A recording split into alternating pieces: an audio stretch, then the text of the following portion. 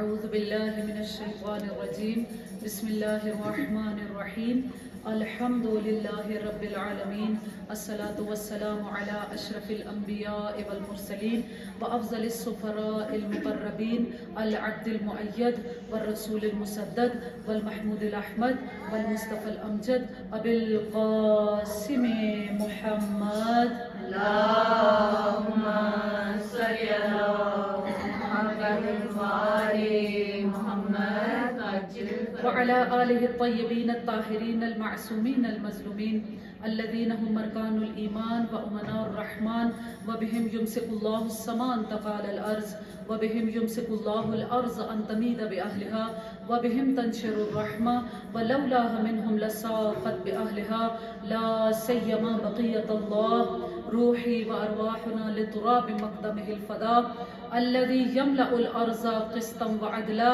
بعدما ملئت ظلما وجورا اللهم اجعلنا من أنصاره وأعوانه ولا تجعلنا من أعدائه صلوات پڑھے محمد اللهم صل على محمد وآل محمد أما بعد فقد قال امام حسین علیہ السلام اللهم صل على محمد وآل محمد لو لم يكن لي في الأرض ملجأ ولا مأوى لما بايعت يزيد ابن معاوية صلوات پڑھے محمد والے اللهم صل على محمد وآل محمد امام حسین علیہ السلام کے قول کو آپ کی خدمت میں پیش کیا کہ امام حسین علیہ السلام اپنی اس عظیم قربانی کا ایک مقصد اور ہدف بتاتے ہیں اور ہمیں کسی اور کی طرف دیکھنے کی ضرورت نہیں ہے کہ امام کے اس معرکے کا اس انقلاب کا مقصد کیا تھا. ہاں اگر امام حسین علیہ السلام نے کچھ بیان نہ کیا ہوتا، کچھ نہ فرمایا ہوتا، خاموش رہ گئے ہوتے تو شاید کوئی یہ کہہ دیتا کہ شاید امام علیہ السلام کے اس کربلا جانے کا، اس معرکے کا، اس انقلاب کا یہ مقصد، یہ ہدف رہا ہوگا. لیکن ایسا نہیں ہے. امام علیہ السلام خاموش نہیں رہے. امام علیہ السلام نے ہر جگہ پر مدینہ سے نکلتے ہوئے مکہ میں، کربلا میں، ہر جگہ پر اپنی اس تحریک کا مقصد بتایا ہے، ہدف بتایا ہے کہ آخر جو میں نے اتنی عظیم قربانی پیش کی ہے کہ اس میں ان کی اپنی شہادت، ان کے خانوادے کی شہادت، 18 بنی ہاشم بیبیوں کی اسیری، یہ تمام چیزیں کوئی کم تو نہیں ہے نا. لیکن امام حسین علیہ السلام کیا بتاتے ہیں کہ ان تمام قربانیوں کو پیش کرنے کا ایک مقصد اور ایک ہدف ہے. اور امام علیہ السلام نے محمد ابن حنفیہ کو جو وصیت نامہ لکھ کر دیا، اس میں امام علیہ السلام نے واضح طور پر بتا دیا کہ میرے اس انقلاب کا، میری تحریک کا، میرے کربلا جانے کا مقصد اور ہدف کیا ہے. کیا فرمایا تھا امام علیہ السلام نے؟ انی لم اخرج اشرا ولا بطرا ولا ظلما ولا فسادا. ساتھ ساتھ رہیے گا. میں نہیں نکل رہا کسی اشر کے لیے، شر بپا کرنے کے لیے نہیں نکل رہا، کسی بطر کے لیے، کسی ظلم کے لیے، کسی فساد کے لیے نہیں نکل رہا. انما خرجت لطلب الاصلاح فی امت جدی. میں کیا چاہتا ہوں؟ میں اپنے نانا کی امت کی اصلاح چاہتا ہوں، جو ایمان میں، عقیدے میں، کردار میں، عمل میں فاسد ہو چکی ہے. میں اس امت کی اصلاح چاہتا ہوں. اور دوسری چیز جو امام علیہ السلام نے پیش کی وہ کیا کہا کہ وہ اسیرہ بسیرت جدی و ابی.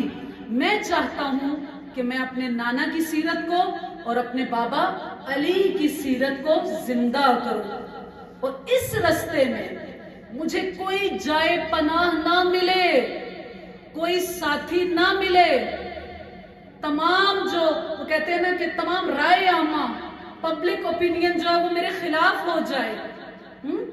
کیونکہ ایسا ہی ہوتا ہے نا کہ بعض اوقات انسان جب کسی سوشل ورک کو سٹارٹ کرتا ہے تو پہلے یہ دیکھتا ہے کہ یہ دیکھوں کہ کتنے لوگ میرے ساتھ ہیں. اگر رائے عامہ اس کے خلاف ہوگی تو کیا ہوگا کہ چاہے حق پر ہی ہوگا لیکن وہ چپ کر کے بیٹھ جائے گا. لیکن امام علیہ السلام نے رائے عامہ کی بھی پرواہ نہیں کی. ناصر ملے یا نہ ملے، اگرچہ ناصروں کی ضرورت ہے، ساتھیوں کی ضرورت ہے. ایسا نہیں ہے کہ اس تحریک میں، اس قیام میں، اس عظیم مقصد کے لیے امام علیہ السلام کو ناصروں کی، مددگاروں کی، افراد کی ضرورت نہیں ہے. بہت ضرورت ہے. لیکن اگر افراد نہ ملے تو کیا حسین خاموش بیٹھے رہیں گے؟ نہیں. امام علیہ السلام کیا کہتے ہیں کہ چاہے کوئی ناصر ملے یا نہ ملے، تمام رائے عامہ میرے خلاف ہو جائے، تمام افراد میرے خلاف ہو جائیں، لیکن مجھے معلوم ہے کہ مشیت پروردگار کیا ہے، حکم پروردگار کیا ہے. میں اللہ کا الہی نمائندہ ہوں. میں امت کو فساد کے اندر نہیں دیکھ سکتا. لو لم یکن فی الارض نعرہ رسالت یا رسول اللہ، نعرہ حیدری یا حیدری یا علی، امام زمانہ بلندر سلوات. اللہم صلی علی محمد وآل محمد وسلم. عموماً جب ایسے کام پیش کیے جاتے ہیں، ایسے کام کیے جاتے ہیں، تو ایک چیز، ایک اعتراض جو کیا جاتا ہے وہ کیا ہے کہ ہمارے پاس افراد کم ہیں. ایسا ہی ہے نا، افراد نہیں ہیں. مثلا آپ نے اتنا کیوں نہیں وہ سوشل کام کیا؟ افراد نہیں ہیں. آپ نے فلاں جگہ پہ امر بالمعروف کیوں نہیں کیا؟ افراد ہی نہیں ہیں. نہی عن المنکر کیوں نہیں کیا؟ افراد نہیں ہیں. کیا افراد کا نہ ہونا، افراد کا کم ہونا اس بات کی دلیل ہو سکتا ہے کہ انسان امر بالمعروف کو چھوڑ دے، نہی عن المنکر کو چھوڑ دے، برائیوں کو دیکھتا رہے اور وہاں پر آنکھیں بند کر کے خاموش ہو کر بیٹھ جائے، اور صرف یہ دلیل دے کہ میرے پاس افراد کم ہیں؟ آئیے ذرا قرآن کی طرف دیکھتے ہیں کہ قرآن کیا کہتا ہے. صلوات پڑھے محمد والے محمد. اللہم صلی علی محمد وآل محمد. اسلام کا سب سے پہلا معرکہ کون سا تھا؟ پہلی جو جنگ ہوئی تھی اسلام کی اور کفار کی، کون سی جنگ تھی؟ بدر کی جنگ. بدر کی جنگ میں مسلمانوں کی تعداد کتنی تھی؟ صرف 313. اور کفار کتنے تھے؟ 1000 کی تعداد. مسلمانوں کے پاس اسلحہ کتنا تھا؟ صرف 4 تلواریں. 313 افراد، 4 تلواریں، اور کفار کے پاس تلواریں، نیزے، تیر، جو کچھ بھی کہہ لیں، سارا اسلحہ موجود تھا. اور تعداد بھی کتنی تھی؟ 1000 کی تعداد تھی. اب ہونا تو یہ چاہیے تھا کہ رسول اللہ کیا کہتے کہ نہیں، کوئی مسلمان لڑائی نہیں کرے گا. لیکن وہاں پر آیت کیا اترتی ہے؟ یا ایھا النبی حرض المؤمنین بالقتال، کہ اے نبی ان تمام مومنوں کو قتال کے لیے، جنگ کے لیے آمادہ کیجئے. اب وہاں پہ رسول بھی کہتے کہ نہیں، ان کی تعداد تو صرف 313 ہے، وہاں پہ ہزاروں کی تعداد ہے، تو یہاں پہ جنگ نہیں کرنی چاہیے. لیکن قرآن کیا کہہ رہا ہے کہ نہیں، یا ایھا النبی حرض المؤمنین علی القتال، کہ ان مومنوں کو قتال کے لیے آمادہ کیجئے. اور پھر قرآن کیا کہتا ہے کہ اگر ان کی تعداد صرف 20 ہوگی، قرآن نے ایک قانون بتایا ہے، ان یکم منکم 20، اگر ان کی تعداد 20 ہوگی، یغلبوا 200، تو یہ 200 پر بھاری آئیں گے. یعنی قرآن نے ویسے ہی مسلمانوں کی تعداد اور ایک ان کی حکمت بتائی ہے کہ اگر مسلمان 20 ہوگا تو وہ 200 پر بھاری ہوگا. ذرا اب یہاں پہ کیلکولیٹ کریں، مسلمان کتنے ہیں؟ 313. اس کو یہاں پہ ملٹی پلائی کریں تو کتنے کافروں پر بھاری ہو جائیں گے؟ تو قرآن کیا کہہ رہا ہے کہ اگر تمہارے پاس 20 صابرون، یہاں پہ جو لفظ استعمال کیا قرآن نے ان لوگوں کے لیے، وہ کیا کہا کہ اے نبی اگر آپ کے پاس 20 صابر لوگ موجود ہیں. ہمارے معاشرے کے اندر کچھ الفاظ کو ترجمہ ہی غلط کیا جاتا ہے. صابر کا کیا مطلب ہے؟ صبر کرنے والا. کیا صبر کرنے والا؟ برداشت کرنے والا. کیا چیز برداشت کرنے والا؟ ظلم برداشت کرنے والا. اس کو صابر کہا جائے گا کہ جو بس چپ ہو کے بیٹھ جائے، ظلم کو برداشت کرتا رہے، خاموش بیٹھا رہے، وہ صابر ہے. اگر وہ اس کا مطلب صابر ہوتا تو قرآن کبھی بھی جہاد کرنے والوں کو صابر نہ کہتا. انہی لوگوں کو صابر کہہ رہا ہے نا کہ جو لوگ جنگ پہ جا رہے ہیں کہ اے نبی یہ لوگ جو آپ کے ساتھ جنگ پہ جا رہے ہیں اگر آپ کے پاس 20 صابر موجود ہیں تو وہ 200 پر غالب آئیں گے, 200 پر بھاری ہوں گے. تو صابر کا کیا مطلب ہے؟ ظلم کو برداشت کرنے والا صابر نہیں ہے, بلکہ اس ظلم کو مٹانے میں جو مشکلات آئیں گی, جو پریشانیاں آئیں گی, ان کو برداشت کرنے والا صابر کہلاتا ہے. یعنی یوں سمجھیے کہ جو میدان جنگ کے اندر ثابت قدم ہے وہ صابر ہے, جو جنگ کرنے والا ہے وہ صابر ہے, جو بھاگ جائے گا ڈر کے وہ صابر نہیں ہے. قرآن کیا کہہ رہا ہے؟ یا ایھا النبی حرض المؤمنین علی القتال, اے نبی ان مومنوں کو قتال کے لیے, جنگ کے لیے, جہاد کے لیے آمادہ کیجئے. اگر آپ کے پاس 20 صابر ہوں گے تو وہ کتنوں پر بھاری ہوں گے؟ 200 پر بھاری ہوں گے. یعنی قرآن کبھی بھی یہ نہیں کہتا کہ افراد کی کمی کی وجہ سے انسان امر بالمعروف کو چھوڑ دے. صلوات پڑھے محمد والے محمد. اللہم صلی علی محمد وآل محمد وجل. اور جس طرح کہ کل بھی بتایا تھا کہ مومن کی شان یہ نہیں ہے کہ وہ معاشرے کے اندر برائیاں دیکھے, تمام اچھائی کر بھی سکتا ہے, وہاں پہ امر بالمعروف کر بھی سکتا ہے, لیکن برائیوں کو دیکھتے ہوئے, گناہ کو دیکھتے ہوئے, فساد کو دیکھتے ہوئے وہاں پر چپ کر کے بیٹھ جائے. جیسا کہ آج بھی ہمارے معاشرے کے اندر کیا ہے کہ ہمیں کیا لینا دینا ہے. یہ اسلامی طریقہ نہیں ہے, یہ ایمانی طریقہ نہیں ہے. رسول خدا صلی اللہ علیہ وآلہ وسلم کی حدیث ہے صلی علی محمد وآل محمد وجل فرجهم کہ معصوم کا ارشاد ہے کہ اذا ظہرت البدع فعلی العالم ان یظہر علما, کہ اگر کوئی بدعت ظاہر ہو جائے, یعنی معاشرے کے اندر ایک ایسی چیز ظاہر ہو جائے. بدعت کسے کہا جاتا ہے؟ بدعت کسے کہا جاتا ہے؟ کوئی ایسی نئی چیز کہ جسے خدا نے واجب نہیں کیا, کوئی ایسی چیز جو حکم خدا نہیں ہے اس کو معاشرے کے اندر بپا کر دیا جائے, اسے کیا کہا جاتا ہے؟ بدعت. کوئی نئی چیز جو حکم پروردگار نہیں ہے, سنت رسول نہیں ہے. اب اگر بدعت ظاہر ہو جائے, کوئی بھی ایسی نئی چیز آ جائے, تو وہاں پر معصوم کیا ارشاد فرماتے ہیں؟ اذا ظہرت البدع فعلی العالم ان یظہر علما. اگر بدعت ظاہر ہو جائے معاشرے کے اندر, کوئی فساد ہو جائے, کوئی ایسی نئی چیز حکم خدا بنا کر پیش کر دی جائے, سمجھ رہے ہیں نا آپ سب, کوئی نئی چیز حکم خدا بنا کر وہاں معاشرے کے اندر رائج کر دی جائے, تو وہاں پر عالم کو چاہیے کہ وہاں پر خاموش نہ رہے.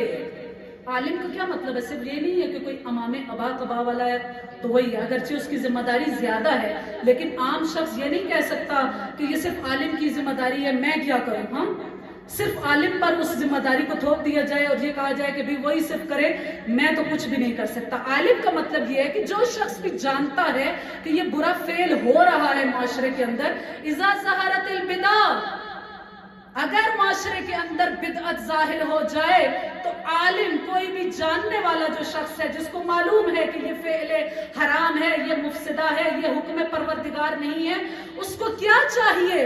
اس کو چاہیے کہ وہ اپنے علم کا اظہار کرے, بتائے لوگوں کو کہ یہ حکم پروردگار نہیں ہے, معاشرے کے اندر فساد ہو رہا ہے, وہاں پر وہ امر بالمعروف کرے, نہیں انل منکر کرے. ہمارے تو فروع دین کے اندر یہ چیز شامل ہے نا, حکم پروردگار ہے, نماز, روزہ, حج, زکوٰۃ, خمس, جہاد کے بعد اگلی چیز کیا ہے؟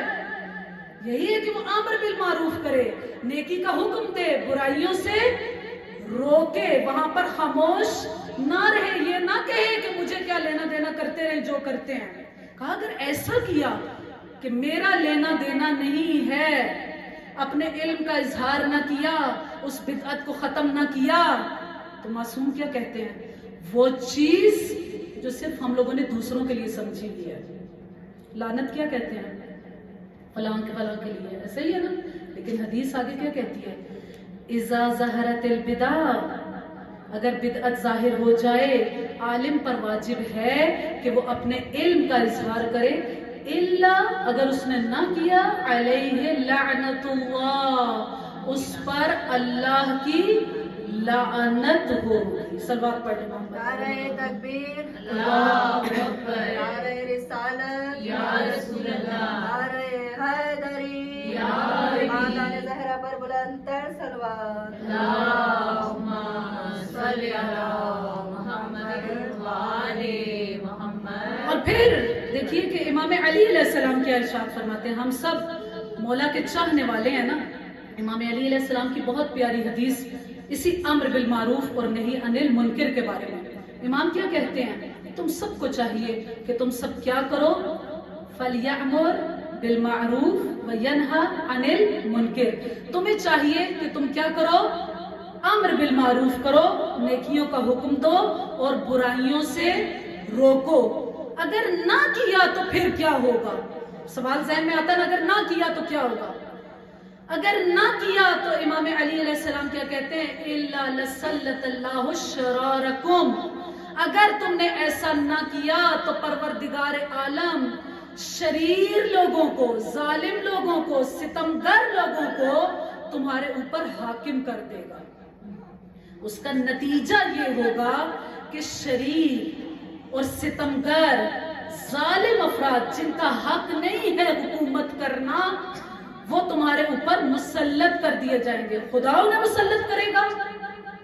ہاں، خدا مسلط کرے گا.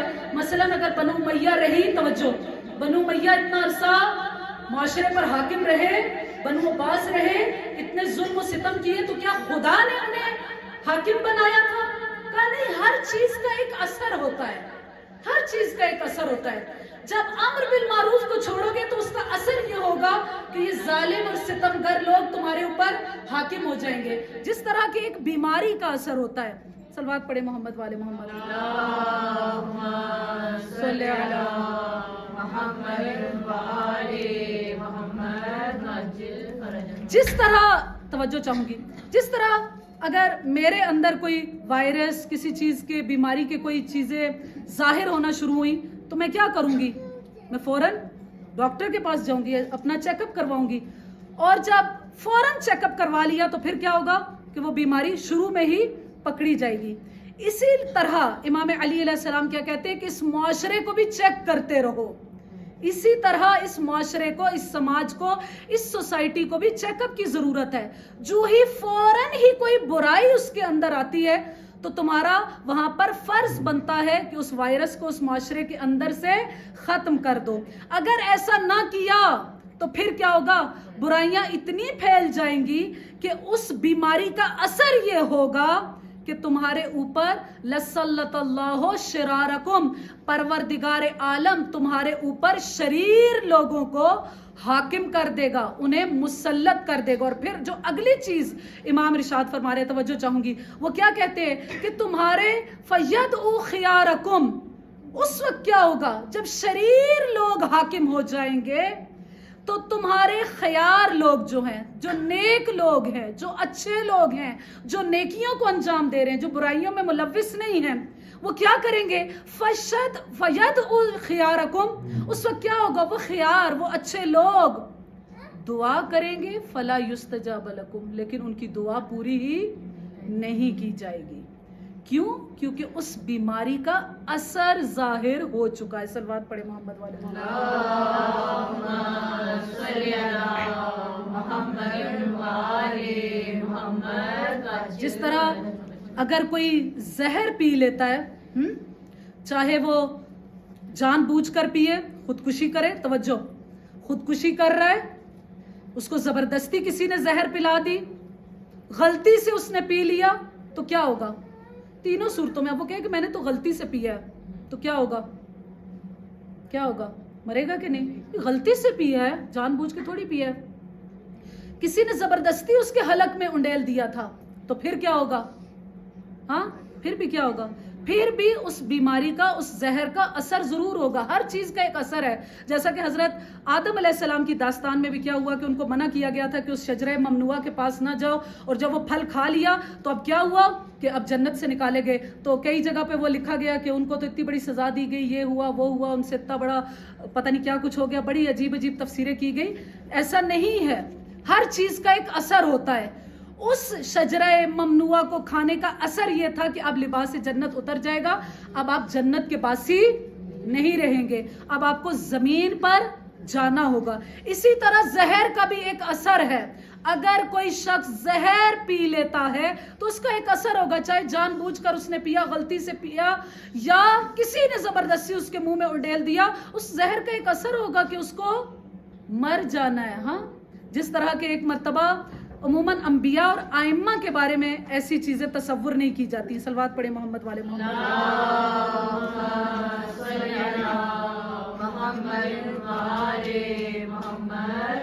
عموماً انبیاء اور ائمہ کے بارے میں, یا بعض اوقات ہم اپنے بارے میں بھی, توجہ چاہوں گی پلیز, اپنے بارے میں بھی ہم ایسی چیزوں کو تصور کر کے رکھتے ہیں. مثلاً کیا کہا جاتا ہے کہ نبی تو بیمار نہیں ہوتے, ائمہ تو ان کو یہ کچھ نہیں ہو سکتا, یا اگر ہم بھی بیمار ہو جائیں تو کیا ہوتا ہے کہ نہیں. صلوات پڑھے محمد والے محمد.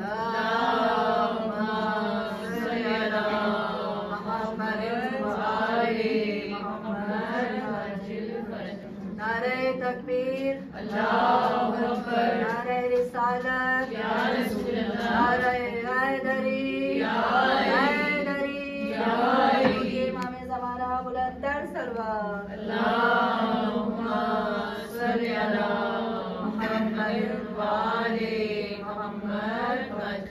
ایک مرتبہ حضرت موسیٰ علیہ السلام بیمار ہو گئے. کسی نے مشورہ دیا حضرت موسیٰ علیہ السلام کو کہ آپ فلاں جڑی بوٹی سے استفادہ کریں گے تو آپ ٹھیک ہو جائیں گے. حالانکہ حضرت موسیٰ علیہ السلام کون ہیں؟ نبی ہیں, معرفت ان کے پاس ہے, اللہ کے نمائندے ہیں, علم اور حکمت کو رکھتے ہیں, لیکن ظاہر پبلک کو بھی تو کچھ سکھانا ہے کہ نہیں. حضرت موسیٰ علیہ السلام نے کیا کہا کہ نہیں, میں اس دوا کو استعمال نہیں کروں گا. کیوں نہیں کروں گا؟ اللہ شفا دینے والا ہے. ہم بھی بہت سارے معاملات میں ایسے ہی کرتے ہیں نا, کچھ حکمت عملی نہیں اپناتے اور کیا کہتے ہیں اللہ سب کچھ ٹھیک کر دے گا, حالانکہ ایسا نہیں ہے.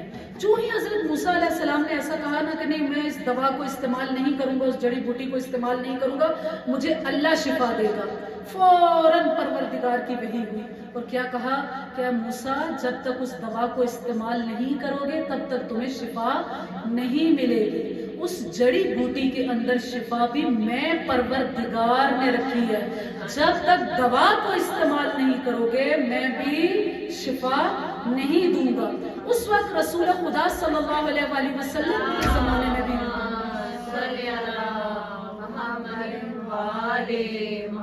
پیغمبر خدا پر جو کفار نے اعتراض کیا تھا وہ یہی کیا تھا. کیا کہا تھا کہ ما لحاظر رسول, کہ رسول کیسا ہے, یہ بازاروں میں آتا ہے, یہ تو کھانا کھاتا ہے, وہ یمشی فی الاسواق, یہ بازاروں میں جاتا ہے اور کھانا بھی کھاتا ہے. ظاہر ہے جو کھانا کھائے گا وہ کہاں جائے گا, بازار میں تو جائے گا نا. انبیاء ائمہ علیہم السلام اگرچہ الہی نمائندے ہیں لیکن بشری جسم بھی رکھتے ہیں, بشری جسم بھی رکھتے ہیں. کفار نے جب اعتراض کیا کہ یہ رسول کیسا ہے, ہم اس رسول کو نہیں مانتے کہ یہ رسول بازاروں میں جاتا ہے کھانا کھاتا ہے, تو اس وقت پروردگار کی طرف سے آیت کیا نازل ہوئی تھی کہ ہم نے اس نبی کو ایسا جسم نہیں دیا کہ جسے کھانے کی ضرورت نہ پڑے. صلوات پڑھے محمد والے محمد.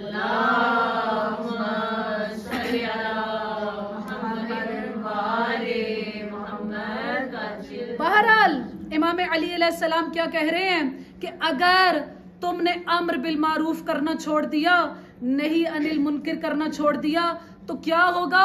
लसल्लत अल्लाहु अलैकुम शरारकुम, परवरदिगार तुम्हारे ऊपर जालिमों को, सितमगरों को, शरीर लोगों को, शरार को तुम्हारे ऊपर हाकिम कर देगा। अब अगर मुआविया हुकूमत कर रहा है या यजीद हुकूमत कर रहा है तो इसमें खुदा का कोई कसूर नहीं है। आपने अल्लाह के उस सिस्टम को जब नहीं माना, उसको फॉलो नहीं किया, तो उसका नतीजा ये जाहिर हुआ है कि आपके ऊपर ये शरीर लोग हाकिम हो गए हैं। और यही चीज इमाम हुसैन अलैहिस्सलाम बताना चाहते हैं कि मैं इस तमाम चीज पर खामोश नहीं रह सकता, मैं आंखें बंद करके बैठ नहीं सकता, चाहे मुझे नासिर मिलें या ना मिलें। अगरचे मुझे मददगारों की ज़रूरत है, नासिरीन की ज़रूरत है, मुझे अफराद की ज़रूरत है कि जो मेरे साथ आएं और क़याम में मेरी मदद करें, लेकिन अगर कोई शख्स भी हुसैन के साथ नहीं चाहता तो तब भी इमाम हुसैन अलैहिस्सलाम क़याम करेंगे। लमा बाया तो यजीद इब्ने मुआविया, मैं कभी भी यजीद इब्ने मुआविया की जिंदाबाद, यजीदियत मुर्दाबाद, यजीदियत मुर्दाबाद, दुश्मनाने अहले बैत पे लानत बेशुमार, खानदान ज़हरा पर बुलंदर सलवार। अल्लाहुम्मा सल्ली अला मुहम्मद व आले मुहम्मद। क्योंकि इमाम हुसैन अलैहिस्सलाम जानते हैं कि इस माशरे के अंदर जहाँ पर तमाम लोग मुसलमान हैं, वहाँ पर दूसरे अफराद पर जिन पर जुल्म हो रहा है वहाँ पर खामोशी इख्तियार नहीं की जा सकती। इमाम इस हदीस को बखूबी जानते हैं कि जो रसूल खुदा ने बयान की थी कि मसलुल मुमिनीन का मसले जसदिल वाहिद, मोमिनीन की मिसाल एक जिस्म की तरह है कि अगर जिस्म का एक हिस्सा बीमार हो जाता है तो सारा जिस्म उस दर्द को महसूस करता है। ऐसा ही है ना, अगर हाथ कट जाए, उंगली कट जाए किसी की, तो अब बाकी जिस्म के कि हमें इस हाथ से, इस उंगली से क्या लेना देना। कभी हुआ आप रास्ते में जा रहे हैं, पत्थर आपकी आंख की तरफ आ रहा है, अब पत्थर का आंख तो दिफा नहीं कर सकती ना, आंख कैसे उस पत्थर को अपने से दूर करेगी। तो वहां पर हाथ क्या कहे कि मुझे इससे क्या लेना देना, खुद अपना दिफा करो। लेकिन क्या कभी हाथ ने कहा कि मुझे आंख से क्या लेना देना। जो ही आंख ने देखा उसने फौरन ब्रेन को हुक्म दिया और दिमाग ने फौरन हाथ को क्या कहा कि इस पत्थर को रोक दो। और कितने चंद सेकंड के अंदर ये सब अमल अंजाम पाता है। हाँ, अगर एक जिस्म का हिस्सा बीमार हो जाए, हाँ, बीमार तो एक ही हिस्सा होता है ना, किसी का हार्ट नहीं काम कर रहा, किसी का ब्रेन नहीं काम कर रहा, बाजू टूट गया, तो क्या होता है, पूरा जिस्म बुखार में मुब्तला हो जाता है। इमाम हुसैन अलैहिस्सलाम भी यही बताना चाहते हैं और इसी हदीस पर अमल करते हैं कि मसलुल मुमिनीना का मसले जसदिल वाहिद, तमाम मोमिनों की मिसाल एक जिस्म की तरह है। अगर जिस्म का एक हिस्सा बीमार हो जाता है तो तमाम का तमाम जिस्म उस दर्द को महसूस कर सकता है। तो इमाम हुसैन अलैहिस्सलाम इतने ज़्यादा जुल्म को कैसे बर्दाश्त कर सकते हैं। इसीलिए इमाम हुसैन अलैहिस्सलाम ने वहाँ पर खामोशी इख्तियार नहीं की, बल्कि 28 रजब को मदीना छोड़ दिया। नाना का मदीना छोड़ा, अपना वतन छोड़ा। और आज कौन सा दिन है? आज 2 मुहर्रम का दिन है कि जब इमाम हुसैन अलैहिस्सलाम का काफिला करबला में आ चुका है। कितने दिन रह गए आशूर में, कितने दिन रह गए? 2 मुहर्रम को जब इमाम हुसैन अलैहिस्सलाम वारिद करबला हुए, एक मर्तबा दौड़ते हुए घोड़े रुक गए। इमाम अलैहिस्सलाम जानते हैं, लेकिन एक मर्तबा तमाम लोगों को बताने के लिए कि मशीयत परवरदिगार क्या है, हुक्म परवरदिगार क्या है, इमाम हुसैन अलैहिस्सलाम अब्बास से कहते हैं, ए अब्बास जरा दूसरा घोड़ा तो लाओ। जनाब अब्बास ने ताज़ा दम एक और घोड़ा हाजिर किया। हुसैन उस पर बैठे, लेकिन घोड़े ने कदम बढ़ाने से इनकार कर दिया। तीसरा घोड़ा मंगवाया गया, चौथा मंगवाया गया। और रिवायात क्या कहती है, इमाम हुसैन अलैहिस्सलाम ने 7 रहवारों को तब्दील किया, लेकिन हर मर्तबा घोड़े ने आगे बढ़ने से इनकार कर दिया। अब इमाम जान गए कि ये कौन सी जगह है। इमाम अलैहिस्सलाम सुलझनात से नीचे तशरीफ लाए। एक मर्तबा مرتبہ کربلا کی خاک کو اٹھایا، اپنے مشام کے قریب لے کر آئے اور ایک مرتبہ کلمات استرجاع کو پڑھا، انا للہ و انا الیہ راجعون، رضاً بقضائہ و تسلیما لامرہ، میں اپنے رب کی رضا پر راضی ہوں۔ ارے یہی تو وہ جگہ ہے کہ جہاں پر میرے بچوں کے خون کو بہایا جائے گا، جہاں پر ہمیں بے گناہ شہید کیا جائے گا، جہاں پر ہماری عورتوں کو رسیوں میں جکڑ دیا جائے گا۔ جب امام علیہ السلام نے ان الفاظ کو ادا کیا نا، وہاں پر 4 دیہات کے لوگ جمع ہو چکے تھے، کیونکہ جانتے تھے کہ ایک قافلہ ہے جس نے یزید سے بغاوت کی ہے، ان کو گھیر کر لایا جا رہا ہے۔ ایک شخص ان 4 دیہات کے افراد میں سے آگے بڑھا اور آگے بڑھ کر کیا کہتا ہے؟ حسین کو نہیں جانتا، لیکن آگے بڑھ کر کیا کہتا ہے؟ ٹھیک 23 سال پہلے میں اسی جگہ پر موجود تھا، اسی حلیے کا شخص، اسی سراپے کا شخص، ایسی ہی صورت رکھنے والا شخص یہاں پر آیا تھا۔ وہ کون سی ہستی تھی؟ وہ امام علی علیہ السلام تھے جو جنگ صفین سے واپس آ رہے تھے۔ وہ شخص کیا بیان کرتا ہے؟ بالکل اسی جگہ پر میں نے دیکھا کہ اسی صورت و سیرت والا شخص جب اس جگہ پر پہنچا، اس نے اپنے آپ کو گھوڑے سے گرا دیا، اس کے ہاتھ میں ایک چھڑی تھی، وہ چھڑی کو چلاتا جاتا تھا، یہی الفاظ کہتا جاتا تھا، اور یہی تو وہ جگہ ہے جہاں پر ان کے بچوں کو شہید کیا جائے گا، جہاں پر ان کے خیموں کو لگایا جائے گا، جہاں پر ان کی بیویوں کو رسیوں میں قید کر دیا جائے گا۔ ابھی یہی گفتگو ہو رہی تھی کہ جناب زینب سلام اللہ علیہا نے اپنے بھائی حسین کو بلایا۔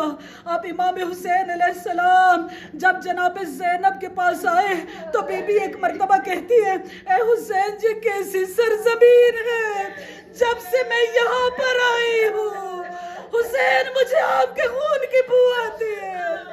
امام نے فرمایا، زینب یہی تو وہ جگہ ہے جسے کربلا کہا جاتا ہے، جو ملائکہ کے نزول کی جگہ ہے، یہی تو وہ جگہ ہے جب ہمارے خیمے یہاں پر لگائے جائیں گے، پانی کو بند کر دیا جائے گا، میرے بچوں کو شہید کر دیا جائے گا۔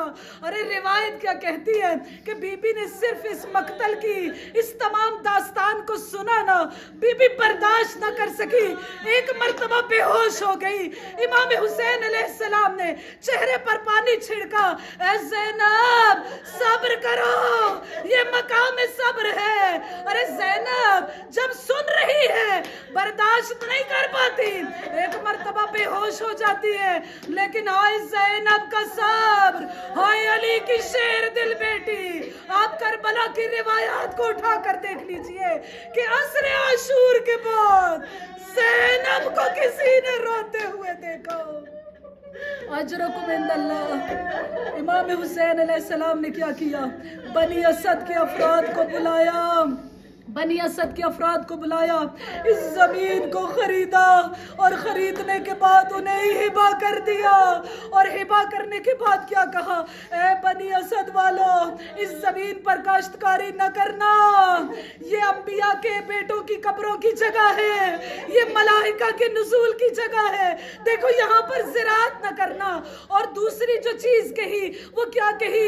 امام نے 2 محرم کو اپنے شیعوں کو یاد کیا کہ دیکھو جب ہماری قبریں بن جائے نا، جب کوئی ہمارا زائر، ہمارا شیعہ ہماری قبروں کا نشان پوچھتا ہوا ہے، اسے 3 دن تک مہمان رکھنا، اسے پیاسا نہ رہنے دینا، اسے بھوکا نہ رہنے دینا۔ الا لعنت اللہ علی القوم الظالمین وسیعلم الذین ظلموا ای منقلب ینقلبون۔ یا اللہ